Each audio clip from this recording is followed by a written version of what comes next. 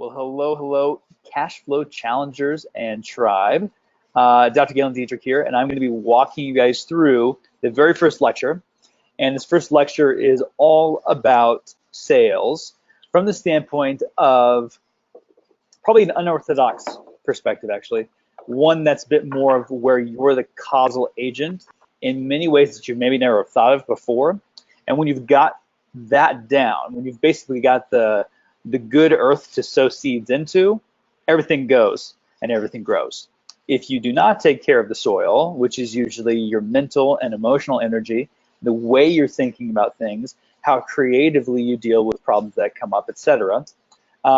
If that's not what it needs to be, it doesn't matter how many systems you put in place, doesn't matter how many tricks or gimmicks or scripts or whatever, it's not going to work.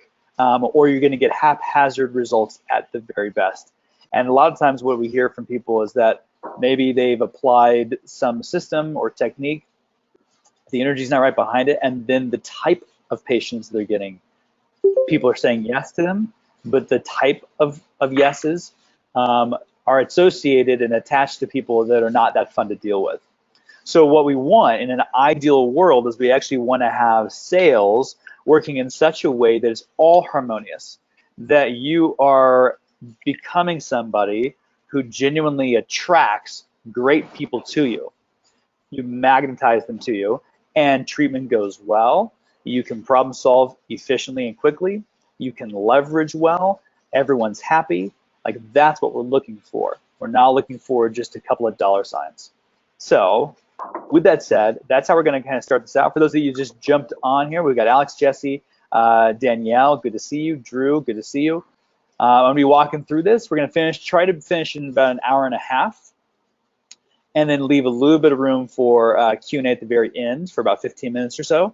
So if you've got some questions as I go through this stuff, by all means, write them down and then stay to the end if you can. Otherwise, we're going to record it all. We'll go from there. Okay, so the cash flow challenge, lecture number 1. Let's go with the very first piece here, which is I've basically gone through each and every one of your guys' questions and also sourced, Davina, I've been kind of working on this whole idea of a challenge for a while now, because we just saw that sales is such a thing that people, maybe it's not the thing that they think of right away that they need, but deep down, it doesn't matter how many, we all know this, right, by now, it doesn't matter how much you know in dentistry, if you can't actually do it on people because they're not paying you for it, doesn't really help you. So sales is huge. Sales is pretty much everything. So these are the top 3, I call them the top 3 killers. And there's 3 personality types that will absolutely crush your dreams. No qualms about it. That's exactly what will happen. And so I'm going to walk through those, and then I'm going to walk through how they actually manifest, which is, interestingly enough, when you guys submitted your questions, some of those questions actually allude to this, at least from an energetic standpoint. So I'm going to show you how it's actually appearing in your guys' practices. Then I'm going to show you what the antidote to all that is, what it really looks like to have green rope theory in your practice, and then we'll kind of wrap it all up. So the top 3 killers, if you want to crush your dreams, here's how to do it. And if you don't want to, stay a little longer. Okay? I call these the doubter, the desperate, and the deflector.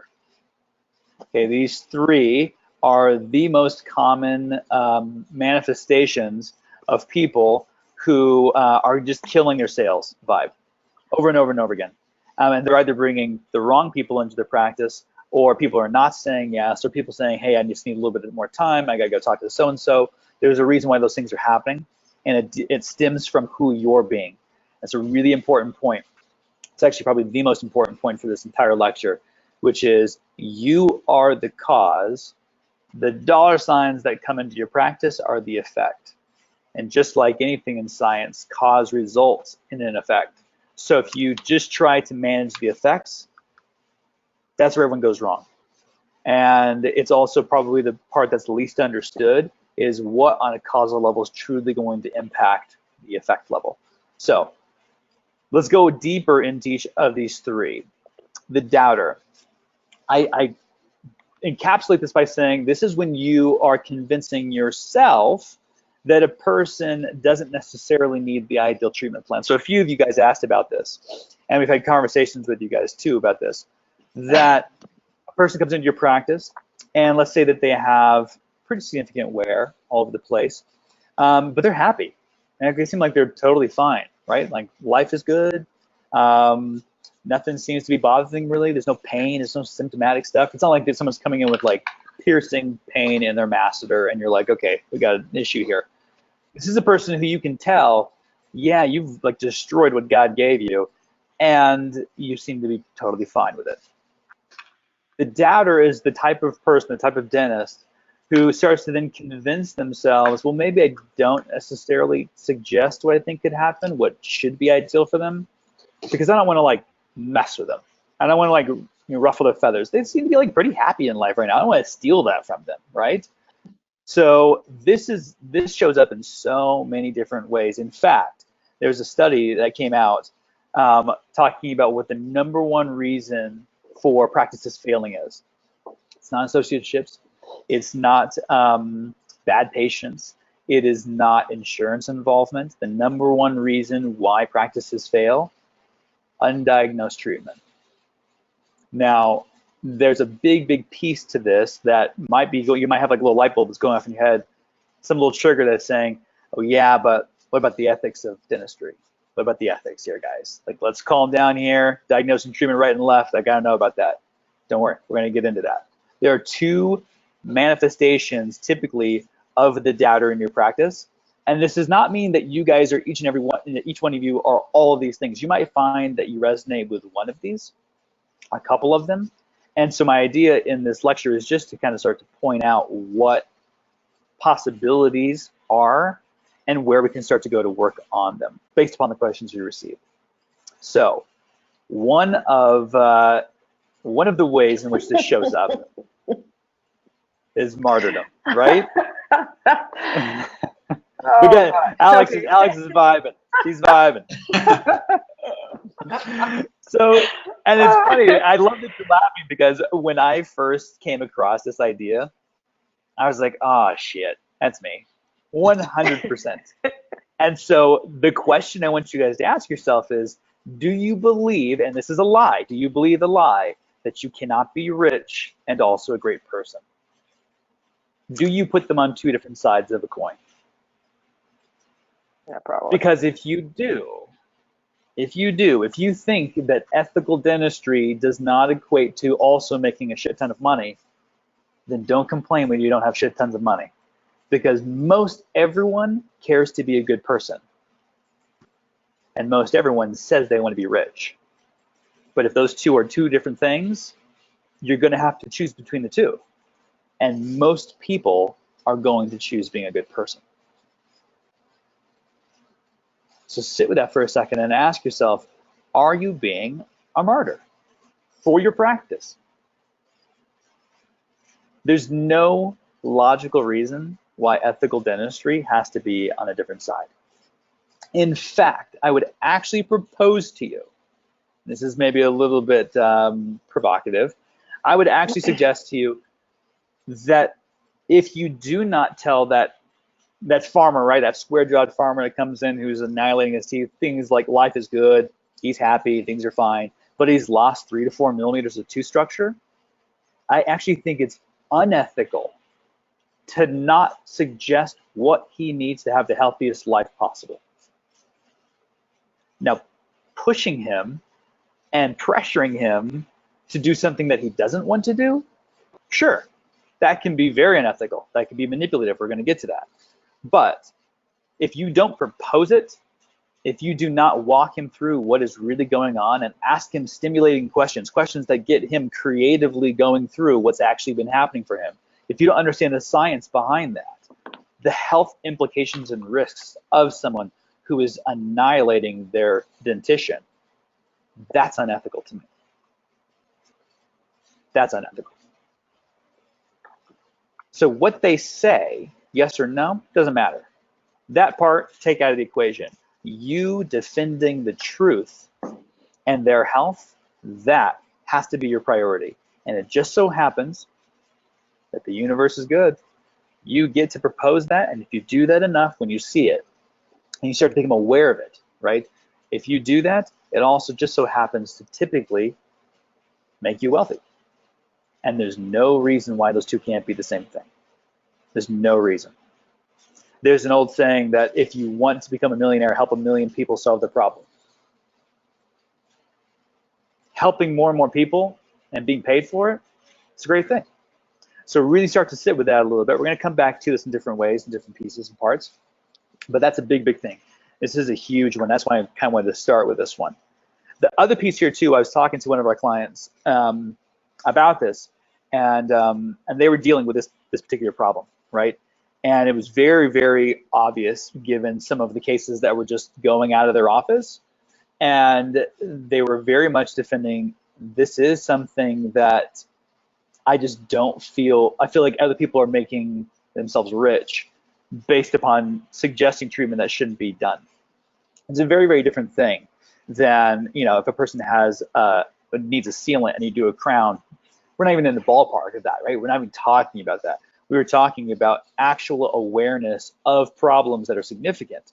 And the more I talked to this particular client, what I found out was they just weren't even seeing it. It was not an awareness. So in their mind, all I ever see is conservative resident dentistry. Like, that's all that's coming into my practice. But haven't you ever had that experience of when you're like, okay, you want to buy a Volkswagen Beetle. Suddenly you start seeing it around you, right? Or you look for a particular color and like all the other colors disappear and you start like finding it everywhere. Or there's like a time on the clock and you always like seem to like look at the clock when it's that time. You're seeing it plenty of other places. It just happens to be that your awareness is now peaked and you're looking for that thing. If you guys decide, I want to start looking for more of this complex treatment, I want to look for more of these aesthetic transformations, and you dedicate yourself to looking for it, you will find it. And that doesn't mean you create out of thin air. You actually just become aware of how prevalent it is. Okay. Hello, martyrdom. Next one is hello, messed up. You can replace this with any other phrase that feels more in resonance with you. It could be, hello, I fucked up. That could be it for you as well. The idea here is that when we stop presenting treatment, a lot of times it's because we're doubting our ability to deliver on it or to get a yes because of past experiences, right? So I'm saying, how often do we rattle our own cage and tell ourselves that we shouldn't sell because it's dangerous? Why is it dangerous? Because someone told you no, or because someone told you like, hey, you're just trying to get my wallet. Or someone said, hey, it looks like I'm buying the nice, decor in your office. I'm buying your Lamborghini, whatever, right? I don't know a single dentist that drives a Lamborghini, by the way. But anyway, the messed up piece is that we start to attach truth to that commentary. And when we do that, it absolutely affects our ability to show up as if it never happened. How many times have you done a case? Let's say you did a resin case, right? My very first resin veneer case ever, number 10, 2 days later, completely sheared off. If I let that failure stop me, there would be no defiance. I would have never taught at CEE. I wouldn't know a lot of you guys, right? Like, these are things that would just not be. Kyle, what's up, man? Good to have you. Right? That wouldn't be. You have to have a certain grit to you. That's why I brought up the whole Edison thing. 10,000 times, 10,000 tries, right? And maybe he wasn't the one who was doing all of that. He had a massive laboratory of like 30 people working for him. But the concept's still the same. You continue to try and try and try and try and try. Why? Not because you're insane, not because you're a lunatic, but because you know it will work. Look in the past at people who have done it and who have been successful at it. Look at practices who are doing extremely well. Look at people who are delivering treatment in the same material that you want to, who are doing it amazingly well, doing it with success. Rest your head on that and then keep trying until you can achieve that, versus looking at your own experience and being like, I tried twice and it didn't fucking work. Yeah, no shit, it didn't work. You only tried it a couple of times, right? It's it's very obvious. It's very, very obvious in most areas of our life. If you quit the first time you said a word wrong, you're trying to learn English, well, okay, you'd be a mute. You would not be talking at all. It doesn't matter what you're trying. You have to be willing to do it and commit to it for a lifetime. For a lifetime. That's how you achieve mastery. So sit with the whole messed up piece for yourself and ask, where is that showing up in my practice? Where have I experienced defeat? Where have I experienced a person kind of taking an axe, right, to that confidence and the ability to keep going? We're a staff member sometimes, right? This is one. We're a staff members saying certain things. There's a language in the office. There's a vernacular there that is appreciative. It's not one of like, get back up, you got this. Like, don't worry about it. It's totally fine. Where are those naysayers in your life? And then really ask yourself, number one, before you go and eliminate them from your life, why do I care? Why does their opinion matter? Did you ask for it? Or is it just an opinion? Everyone's got an opinion about everything. But the only one that really should matter is your own. And if you are not solid in asking yourself what you really think and what you really want, then you have no business taking anything from anyone else, much less an opinion. Let's move on. We can come back all to this. And also, this is another thing too with the Voxer access, guys. If you're taking notes on this and certain things are coming up for you, and we don't have time at the end of this to answer those questions, throw them into Voxer right away. But let's have a constant stream and let's just dive into this whole thing.